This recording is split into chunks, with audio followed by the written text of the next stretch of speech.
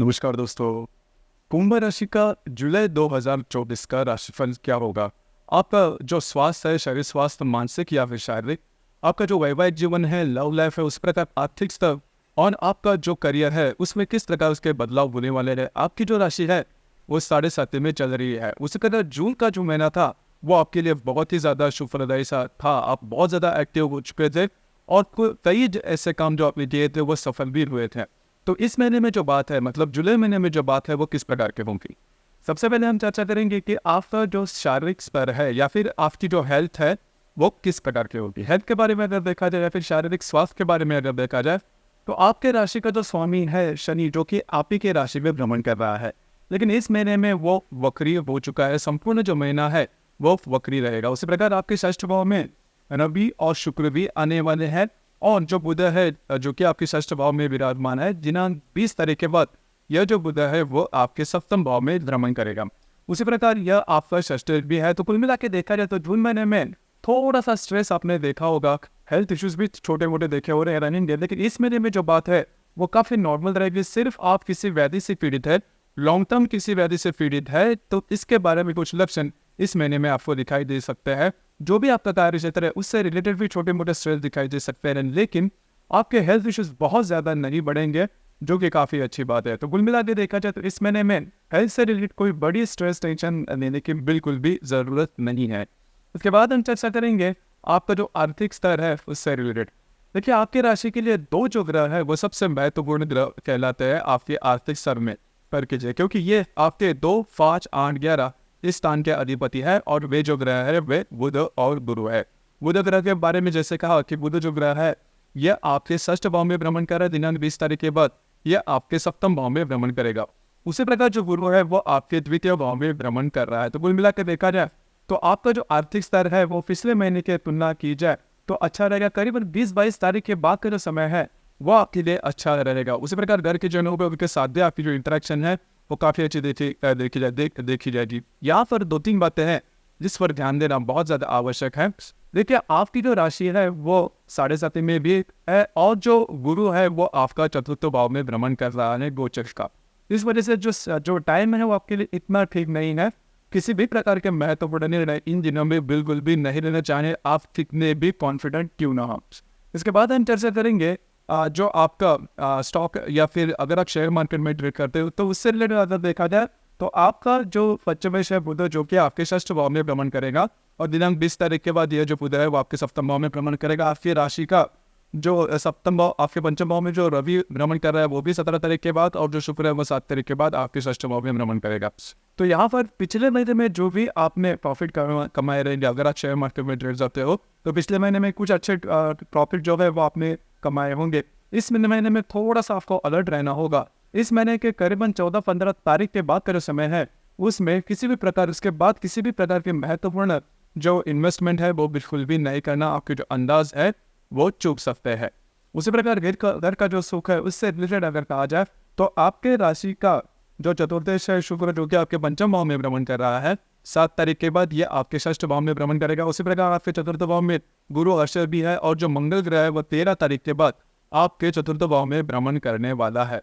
तो इस महीने के 14-15 तारीख के बाद का जो समय है वो आपके लिए थोड़ा स्ट्रेसफुल रहेगा। घर के जो लोग हैं उनके साथ छोटी मोटी बातों को लेकर तकरार हो सकती है। ये तकरार काफी बढ़ भी सकती है। इन चीजों पर ध्यान देना बहुत ही ज्यादा आवश्यक होगा। किसी भी प्रकार के महत्वपूर्ण काम जो कि आपके वास्तु से रिलेट करने वाले हैं, आपको नई वास्तु लेनी है, जो एग्जिस्टिंग वास्तु है बेचनी है, या फिर कोई वास्तु के बारे में नई रेमेडी करनी है, इस महीने में नहीं करना, क्योंकि आपके जो अंदाज है वो चूक सकते हैं। जो बातें हैं जैसा आप चाहते हो उस प्रकार से होने वाली नहीं है, तो थोड़ा सा ध्यान दीजिए। उसी प्रकार लव लाइफ के बारे में अगर कहा जाए तो आपके राशि का जो पंचमेश है बुध, जो कि आपके षष्ठ भाव में भ्रमण कर रहा है 20 तारीख के बाद, ये आपके सप्तम भाव में भ्रमण करेगा।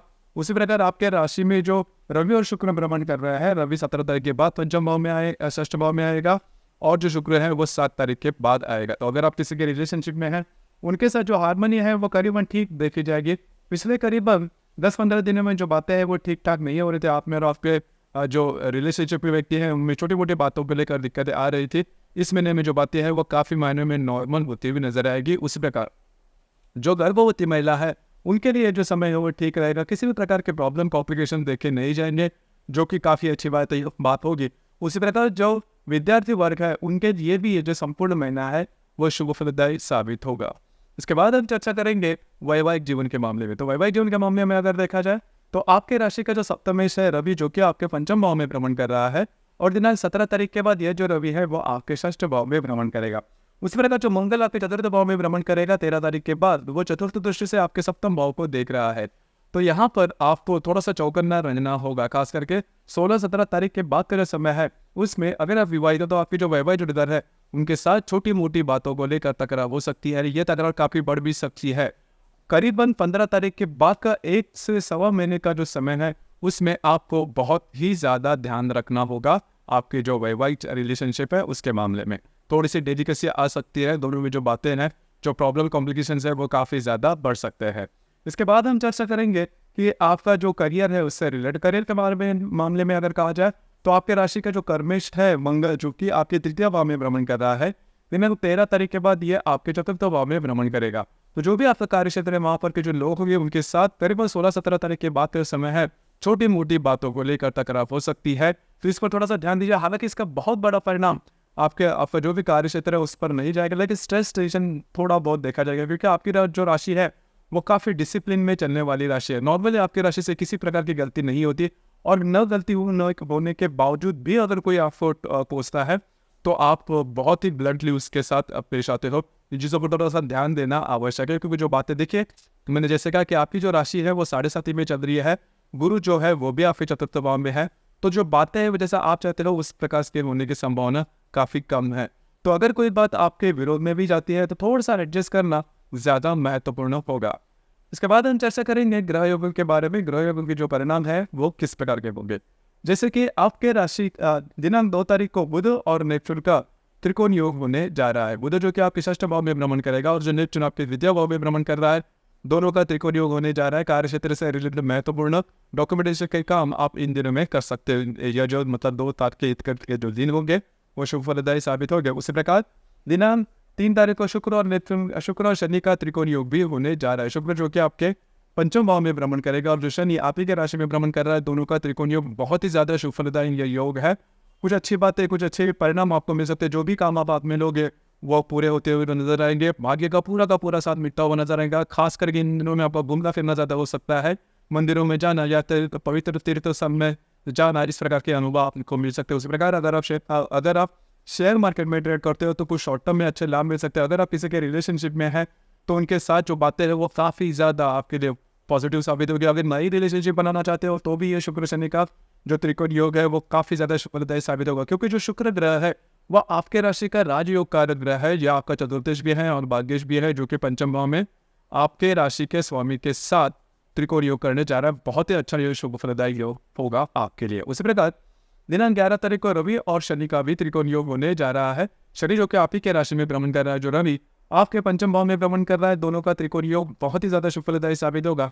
खास करके अगर आप विवाहित हो तो आपके जो वैवाहिक जोड़ीदार है उनके साथ कहीं बाहर घूमना फिरना हो सकता है। जो विद्यार्थी वर्ग है उनके लिए भी ये जो पर्टिकुलर एस्पेक्ट है वो बहुत ही ज्यादा शुभ फलदायी साबित होगा। इसी प्रकार शुक्र और नेपच्यून का भी त्रिकोण योग होगा। शुक्र जो कि आपके षष्ठ भाव में भ्रमण करेगा और जो नेपच्यून आपके द्वितीय भाव में भ्रमण कर रहा है, दोनों का त्रिकोण योग होने जा रहा है। तो खास करके जो भी आपका कार्य क्षेत्र वहाँ के जो लोग होंगे उनके साथ आपकी जो इंटरेक्शन होगी वो काफ़ी अच्छी देखी जाएगी। इसी प्रकार दिनांक 15 तारीख को मंगल और हर्षण की युति होने जा रही है आपके चतुर्थ भाव में। अब ये जो युति है वो आपके लिए काफ़ी ज़्यादा अशुभ फलदायी साबित होगी। पूरे महीने में ये जो युति है आपके लिए सबसे महत्वपूर्ण और अशुभ फलदायी साबित होगी।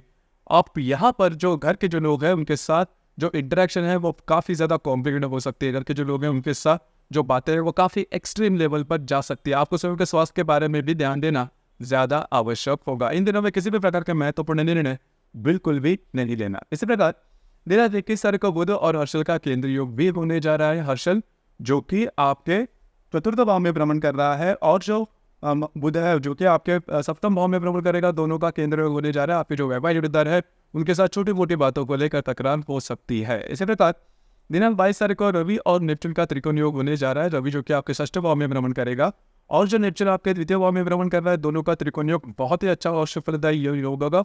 जो भी आपका कार्य क्षेत्र है उससे रिलेटेड कुछ बेटर हैपनिंग आपके लिए आ सकती है। इसी प्रकार इस महीने की जो अमावस है वह आपके पंचम भाव में होने जा रही है मिथुन राशि में दिनांक 5 तारीख को, और जो पूर्णिमा है वो गुरु पूर्णिमा है दिनांक 21 तारीख को होने जा रही है।